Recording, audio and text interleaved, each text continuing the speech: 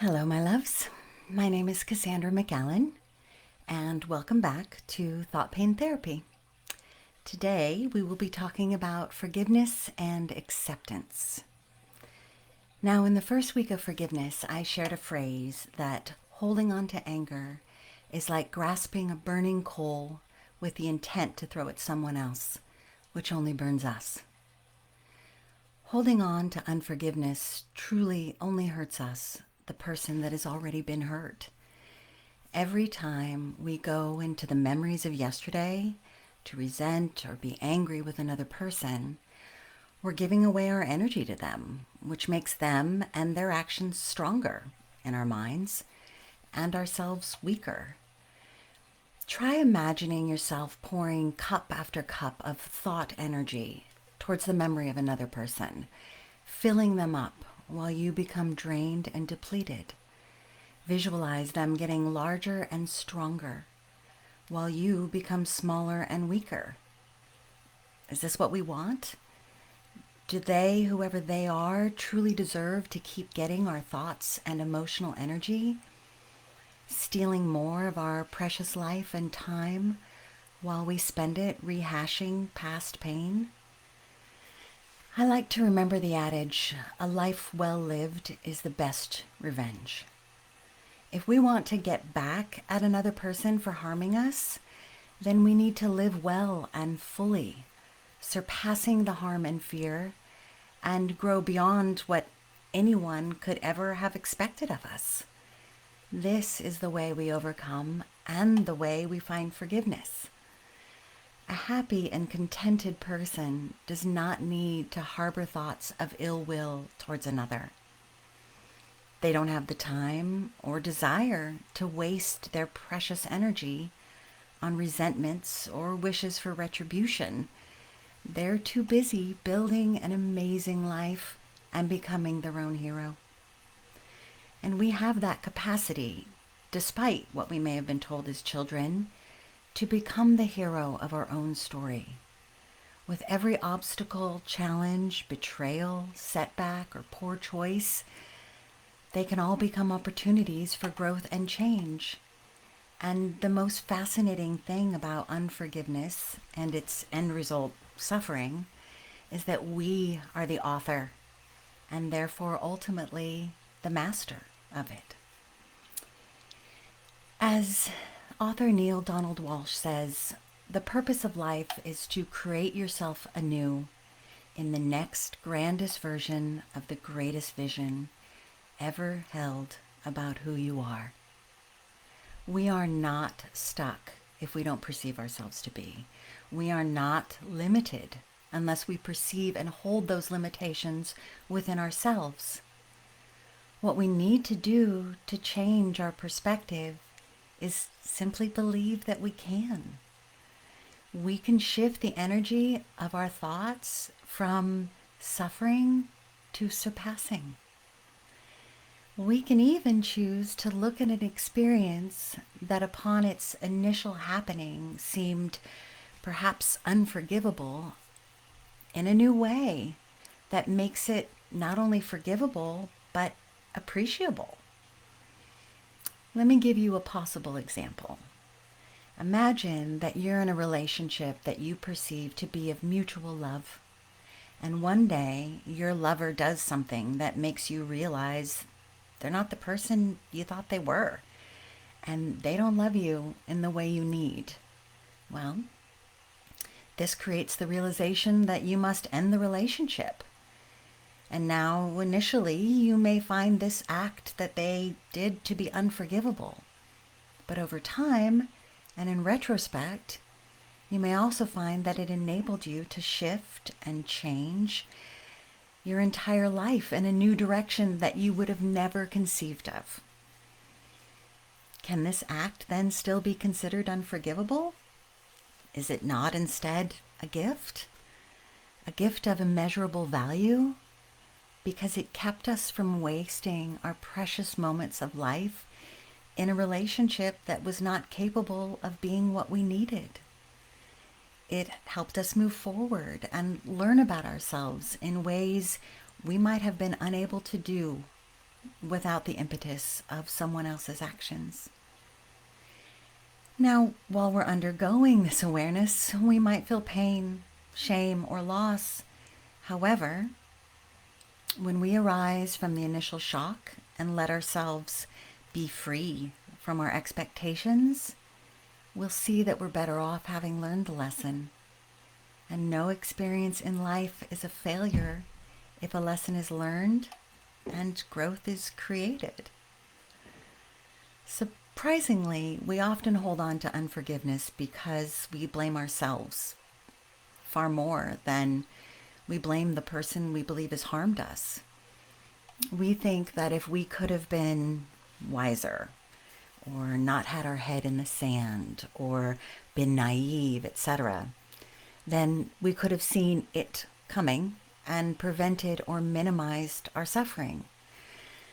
We should have known. We rail at ourselves time and time again, and when we've exhausted that, then we go back to screaming at the heavens, how could they? We perceive that whatever happened that we didn't like, or that we felt hurt us in some way, must have been wrong. That the way we wanted it would have been the right way of things. This, however, is a fallacy. A fallacy is a mistaken belief based on faulty reasoning. And in this case, the fallacy is that we're right. So what's wrong with that?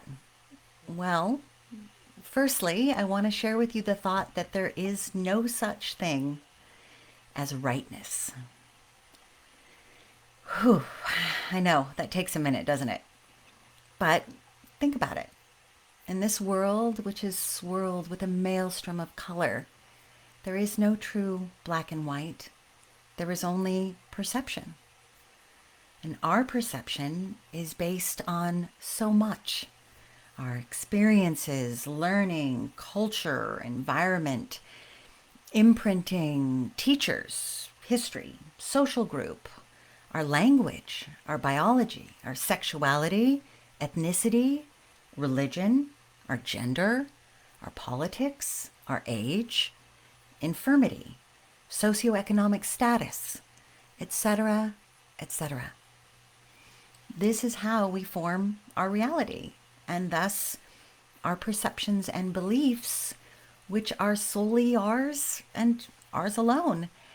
And as such, it's an amazing thing and a precious product of the totality of us. However, our personal reality and perception should never be construed or believed to be the ultimate truth. It is not the truth, the whole truth, and nothing but the truth. It's simply and wonderfully our truth. It's what we believe and base our decisions, our choices, our words, our behaviors upon. And it's wonderful and unique to us.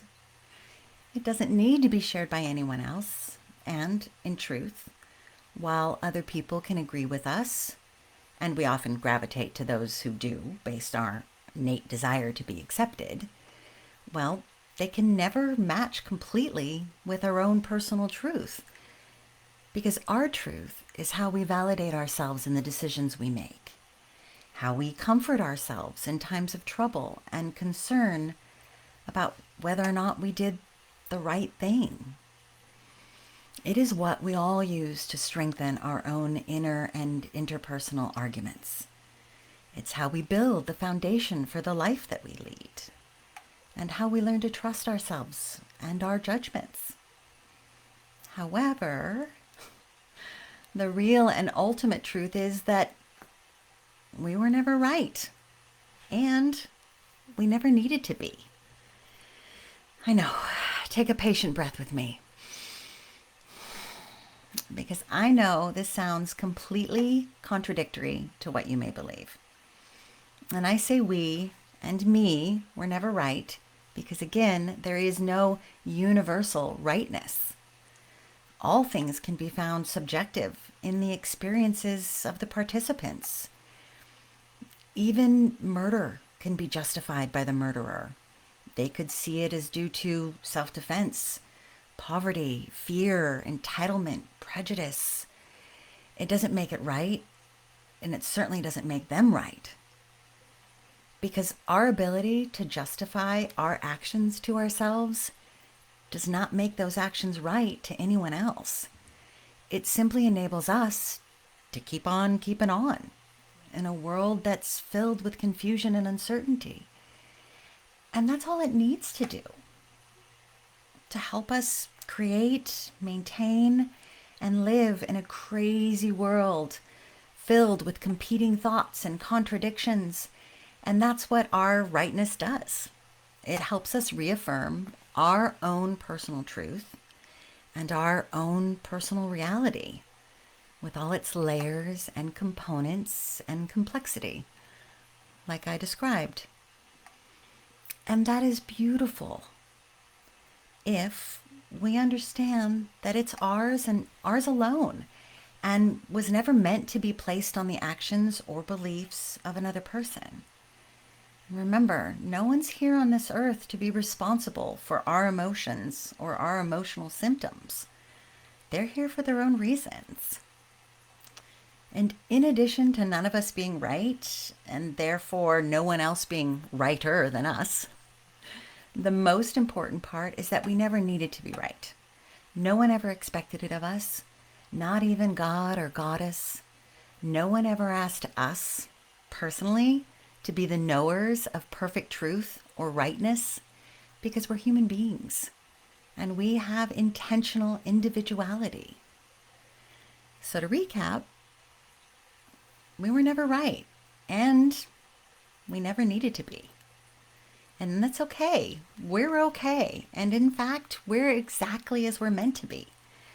Brilliant, original, unique, and some would even say perfect for all our imperfections. Whew.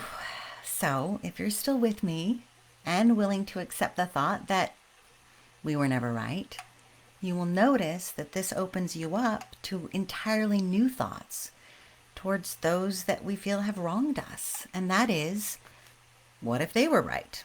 I mean, right for them, of course. Just as our choices were right for us at that time in our past, that we did our best, even if they were not right for someone else. Thus, neither of us were ever right with a capital R. We simply and unequivocally were ourselves, which is all we have ever been meant to be. Take another breath with me. This means that you can finally free yourself from the need for perfection and accept yourself wholly and completely for who you were and who you are from this moment forward. And you will find yourself, if you do so, healing in ways you didn't even realize were possible. So thank you for joining me today. I'm going to now go to the comments. And as always, if you have any questions, please feel free to ask in the group or click my Calendly link and schedule a free Freedom from Pain session with me. Let's see if I have any questions to answer. Oh, Emily said, you're my hero. You're my hero. And Randall said, one's limitations are often from within. Exactly. They're based on our perceptions. I have a sign above my desk that says, barns burned down. Now we can see the moon. And I love it because it reminds me about perception and that it's all based on choice. And our limitations are based on belief. So thank you for joining me. And until I talk to you again, please remember to take care of yourself for me. And I love you. And until next Monday, where we're going to talk more about acceptance. Thank you.